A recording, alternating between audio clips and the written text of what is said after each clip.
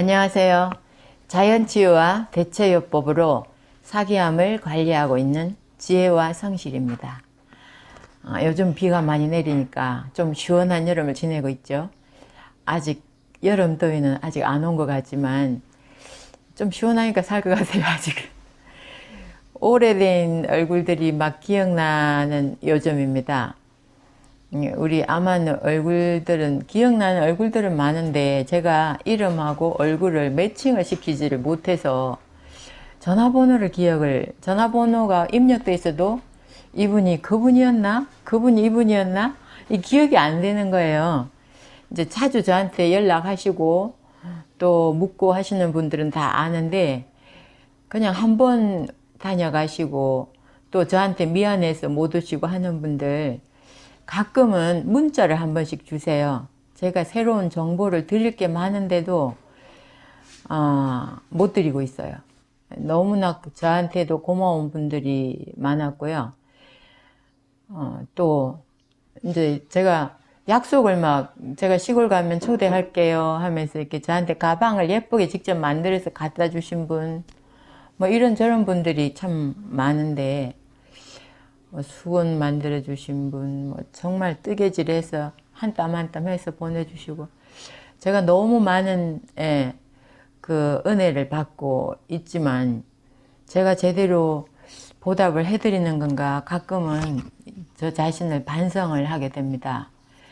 근데 사실은 제가 이렇게 우리 아마누들을 위해서 또 제가 했던 요법들이나 이런 걸 다 100% 공개를 하려고 노력은 하지만 또 100%는 공개는 못하는 사정도 있습니다.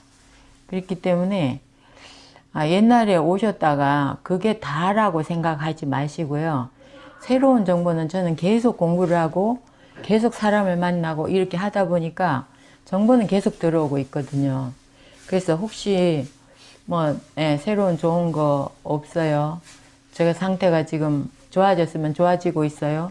더 나빠졌으면 나빠지고 있어요. 이렇게 저한테 문자라도 주시면 제가 좀 이 개인적으로는 공개할 수 있는 일들은 좀 공개를 해드리고 그러고 싶은데 사실 유튜브나 이런 블로그나 이런 데서는 그렇게 다 말씀을 드리기는 힘들거든요. 그래서 그거 좀 보고 싶은 얼굴들이 너무 많아요. 근데 연락이 안 되는 번호는 이제 세상을 떠나신 분들도 있고 너무나 마음이 안타까운 때가 한두 번이 아니거든요.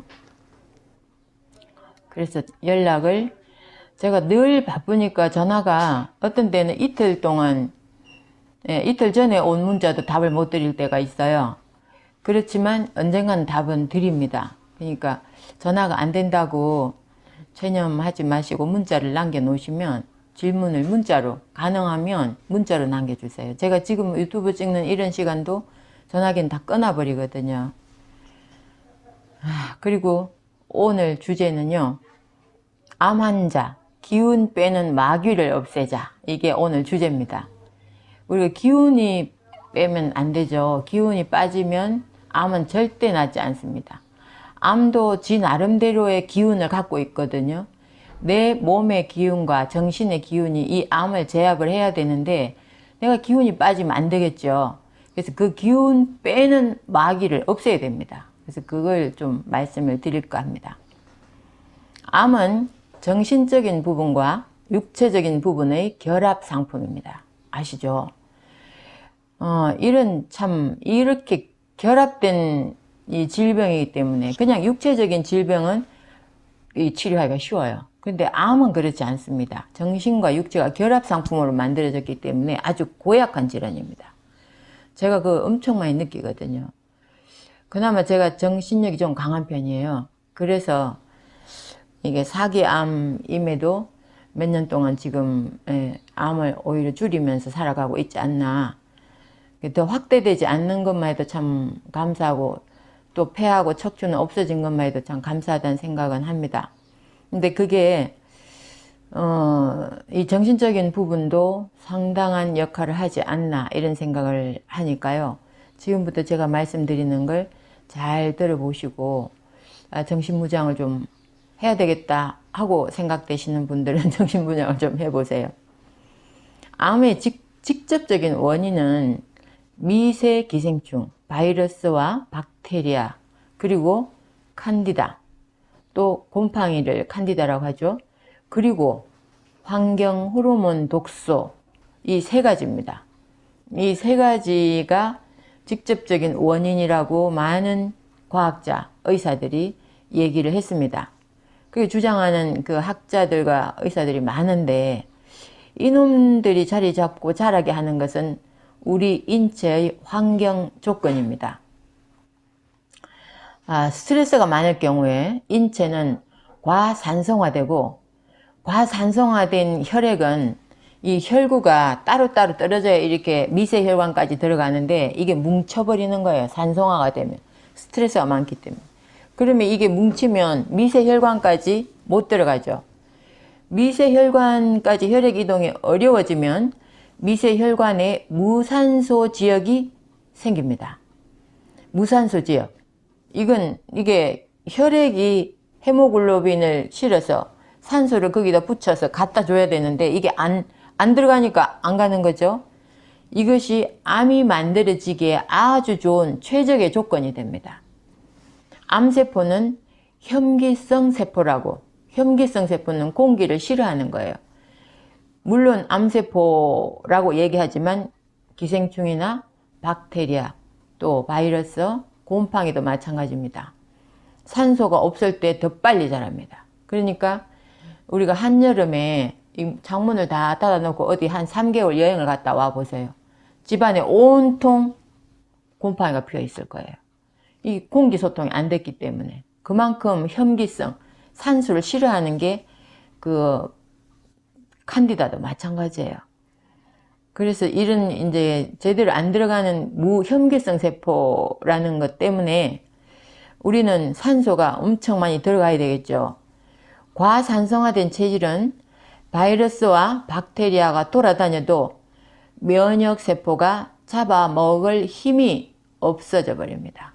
그러니까 우리 면역세포나 효소, 우리 몸에 있는 효소 이런 건 우리 인체가 산소가 잘 퍼지고 약간 체온이 높아야 산소가 잘 퍼져 나갑니다. 혈액순환이 잘 되거든요. 그래서 특히 암 환자들은 체온이 낮고 좀 그런 체질들이 많습니다. 그 혈액순환이 안 되는 사람들이죠. 또한 과산성화 체질은 체온이 떨어져 인체의 효소 활동도 많이 줄어들어 소화에서부터 모든 대사 활동이 제대로 되지 않습니다. 그런데 우리 주변에는 마귀들이 많아요. 무슨 마귀? 스트레스라고 하는 큰 마귀에 딸려있는 새끼 마귀들을 하나하나 체크해 가면서 걷어내야 암도 더 빨리 사라질 것이라고 생각됩니다. 육체적으로 만들어진 암도 고쳐야 되지만 정신적 암도 같이 고쳐야 되니까요.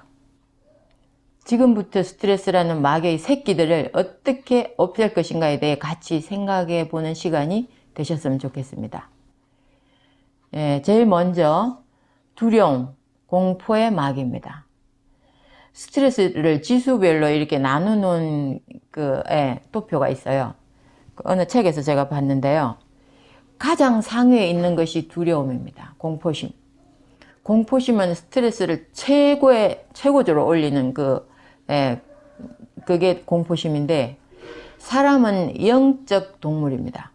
정신적인 부분과 육체적인 부분이 하나로 결합된 생명체라 할 수 있습니다.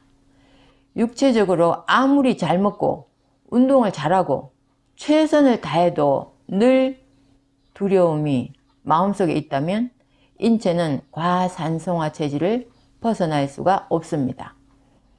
당연히 암은 계속 잘 자라는 환경이 됩니다. 죽음의 공포, 이건 놓아버려야 마음이 편해집니다.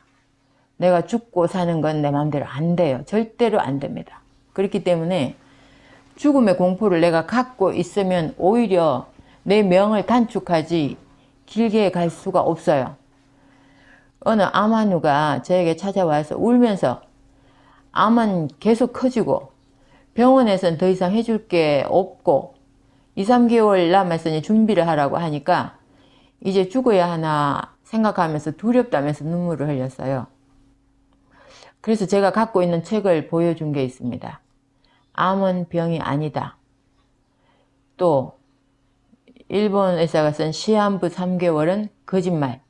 이런 제목의 책을 보여줬습니다. 이런 책을 보여주면서 사람의 목숨은 의사가 절대 알 수 없다고, 오로지 하늘에 맡겨야 하는 것이고 좋아질 수 있다고 이렇게 해보자고 얘기를 했어요. 그랬더니 얼굴이 엄청 밝아지면서 그 다음 날부터 입맛이 좋아진다고 했습니다. 그 두려움은 암만 키울 뿐이지 실상 암 환자한테는 아무 실익이 없습니다. 그렇기 때문에 그 두려움을 그 어떤 내가 뭐 기독교이면 기독교, 불교이면 불교, 내가 믿는 신의 세계에다가 전적으로 맡겨버리는 것, 내 명을 맡겨버리는 것, 그리고 나는 거기에 신경 쓰지 말고 내가 할 수 있는 일만 하는 것, 이게 그 두려움의 마귀를 없애는 방법이 아닐까 그런 생각을 합니다. 그 다음에 두 번째, 원망의 마귀입니다. 암 환자들이 암에 걸린 이면에는 사연이 많습니다. 저 역시 화재 사건과 소송을 당하면서 말로 표현하기 힘든 상황을 겪었지만 어떤 분은 돈을 떼어서 엄청 마음고생을 했고요. 제가 이렇게 만나는 분들하고 얘기를 하다 보면 또 사기를 당해서 마음고생 엄청 했고 남편이나 아내의 바람으로 이혼을 하기도 하고 시부모의 심한 질타, 또 다른 가족이 협조 없이 장애아이를 키우면서 당하는 정신적인, 육체적인 고통, 이런 일들은 늘 억울하다는 생각하고 또 누군가를 원망하는 마음이 가득합니다. 암에 걸린 사람은 스스로 이런 고리를 끊어야 살 수 있는 것 같습니다. 정말 괘씸한 사람이 있으면 그래, 넌 내가 벌 줄 수는 없지만 하나님의 심판이 공정하게 벌을 줄 거야.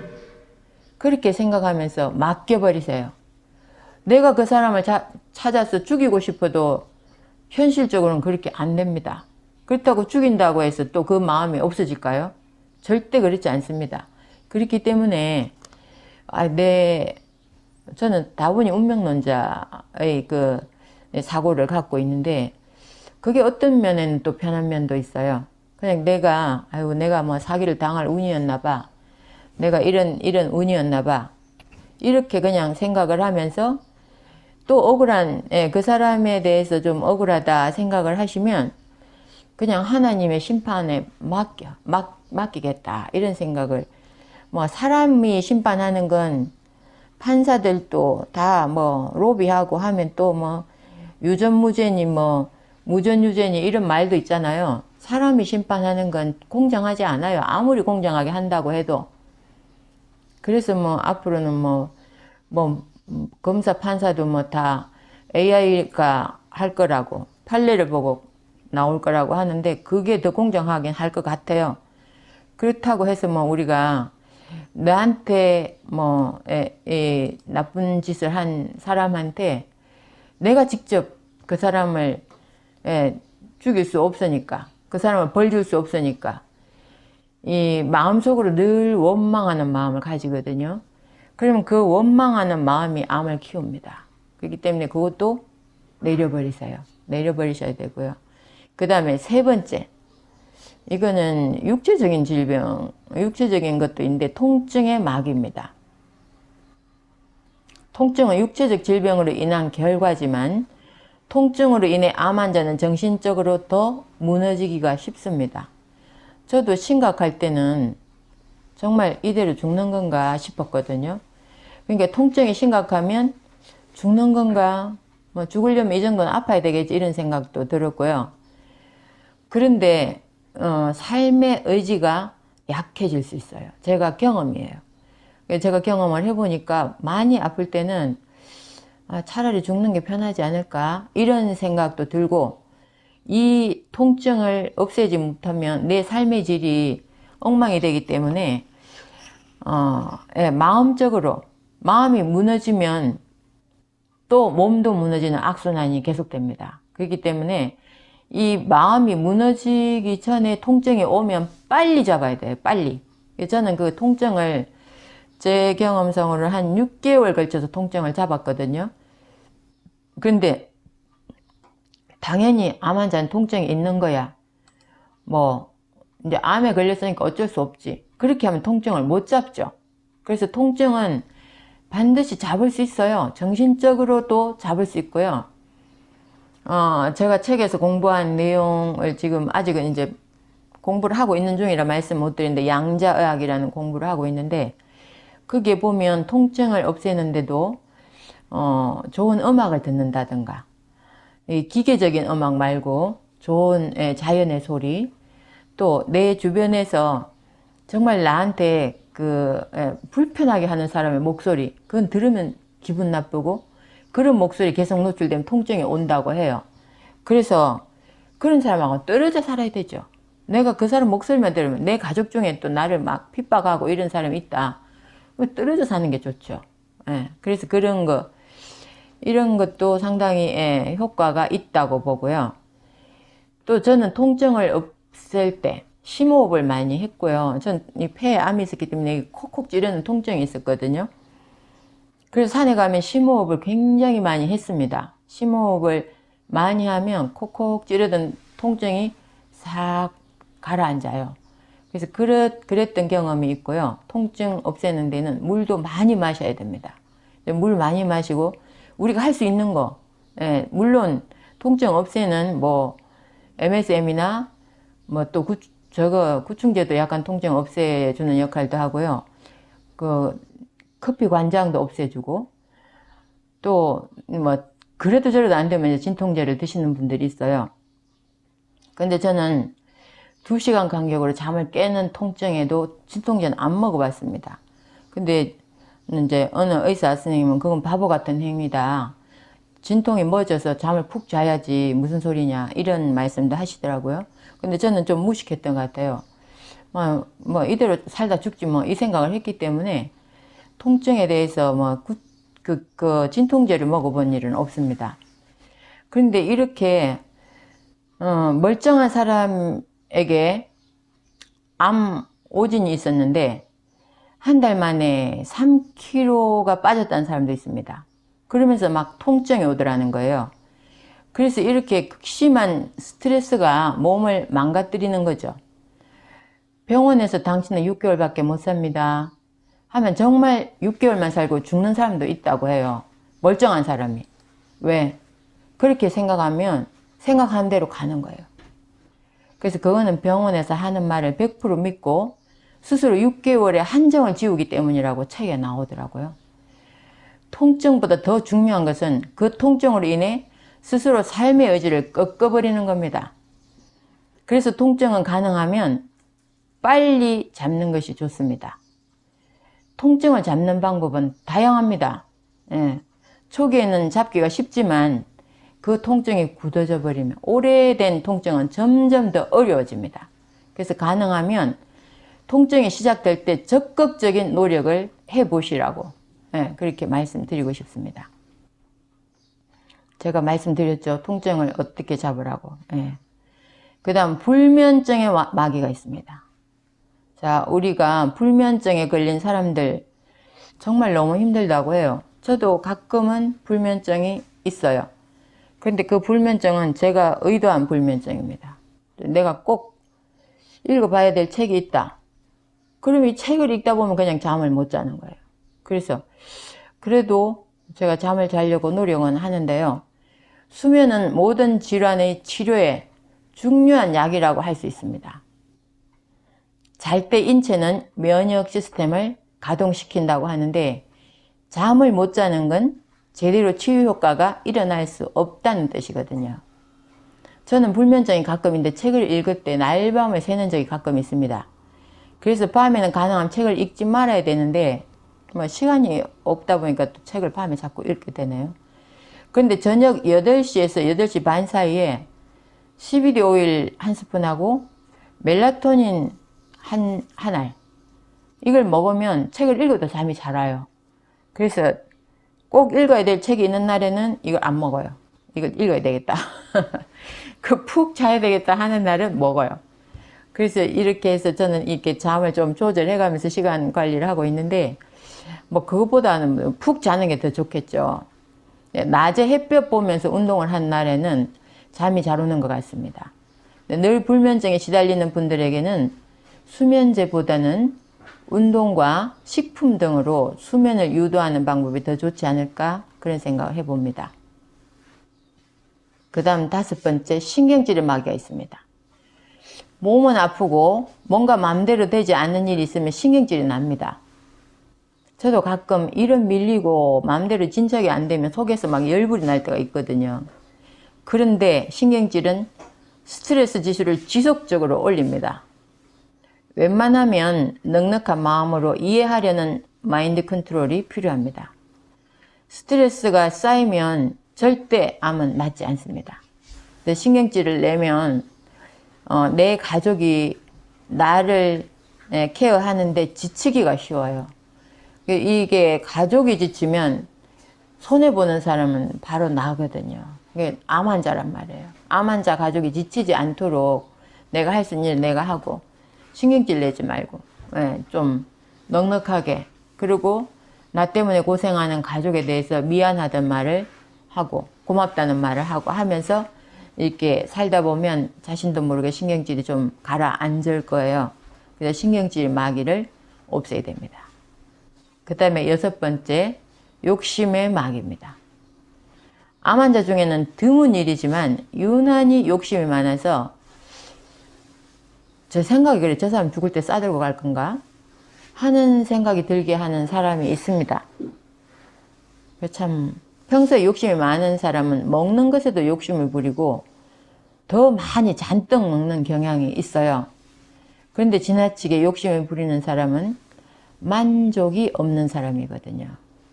가능하면 좀 베풀고 내려놓고 마음을 정리를 하면 암도 자연스럽게 정리되는 게 아닌가 하는 생각이 듭니다. 그래서 저는 돈을 엄청 많이 버는 것보다 좀 서로 나누고 또 웃으면서 즐겁게 사는 사람들이 내 걸 뺏으려고 하는 사람보다 주려고 하는 사람한테 더 호감이 가거든요. 호감 가는 사람으로 사는 게 좋지 않겠어요? 그 다음에 7번은 성급함의 마귀입니다. 암에 걸리면 암을 빨리 없애지 않으면 죽는다는 잘못된 인식을 갖고 있는 것 같습니다.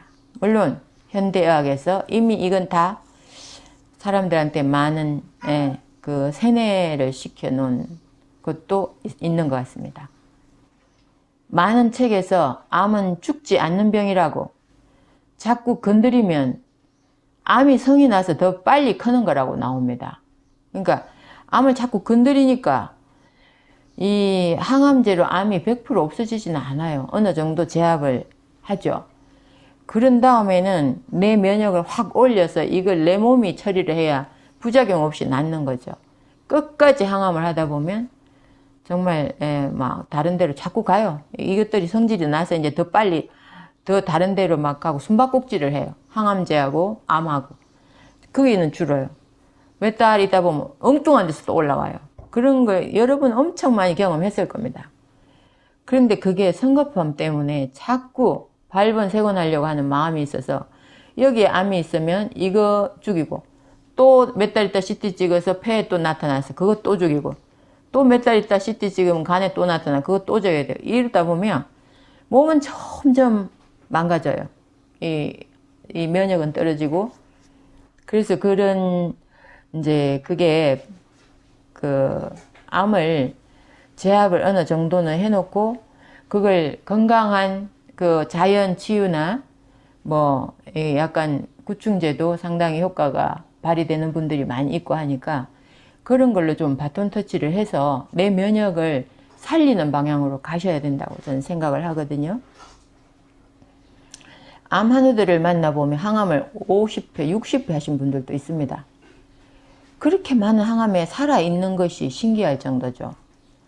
천부적으로 면역력이 타고난 사람들입니다. 결국 건강했던 사람도 지속되는 항암 치료, 방사선 치료에 몸이 다 망가져 죽는 것을 많이 봤습니다. 이것은 마음이 급해서 자꾸만 뭔가를 해야만 마음이 놓이는 성급함이 있기 때문입니다. 암을 다스리면서 천천히 관리하면 대부분 잡히는 것 같은데요. 빨리 없애고 싶어서 자꾸만 이런 치료, 저런 치료 계속 하니까 더 빨리 죽는다는 사실을 많은 암 환자들을 만나보며 느껴지는 것입니다. 성급하게 낫고 싶은 사람들이 더 빨리 잘못되는 경우를 많이 보게 되는데요. 물론 적절한 치료는 꼭 필요하지만 아직 면역력이 회복되지도 않았는데 또 거기다가 항암하고 방사선하고 그래서 결국 잘못되더라고요. 암도 죽고 사람도 죽으면 무슨 소용이 있습니까? 암은 죽이고 몸은 살리는 치료를 하셔야 되죠. 치료는 성급하면 오히려 잘못되는 수가 있어요. 그렇기 때문에 좀 느긋하게 암을 잘 살피면서 내 면역이 얘들을 어느 정도 제압을 하는지도 좀 살펴보셔야 되지 않나. 무조건 병원에만 의지하고 자꾸 암이 여기 암이 나타났으니까 또 가세요. 저기 암이 나타났으니까 또 가세요. 나중에는 이제 병원에서 제압이 안 돼요. 너무 이제 암이 막 커버리니까. 이 성질이 나면 더 빨리 크거든요. 그래서 정말 이 암은 인내심을 갖고 인내심을 가지지만 꾸준해야 돼요. 그럼 하다 말다 뭐 인내심이 그냥 바닥인 사람들은 뭔 구충제도 먹다 말다 또 뭐 무슨 좋다는 뭐도 뭐 먹다 말다 언제 먹었는지 기억도 안 나고 그렇게 되면 절대 암을 제압할 수가 없어요. 그래서 달력에다가 하나하나 표시해 가면서 언제부터 며칠부터 며칠까지 뭘 먹었고 또 언제부터 이렇게 휴약기를 가졌고 쉬고 있다 이런 걸 다 이렇게 달력에 표시를 하면서 먹어야 그게 제대로 효과가 발휘되는 겁니다. 정신이 없어요. 내가 언제 먹었지? 내가 먹었던가? 아침에 먹었던가? 그렇게 되시면 안 되니까 기억이 안 나면 적어가면서라도 꼭 해보시는 게 좋을 것 같습니다. 인내심과 꾸준함 중요하고요. 오늘도 꼭 이겨낼 수 있다는 자기 최면을 걸어가면서 건강한 하루를 살아냅시다. 감사합니다.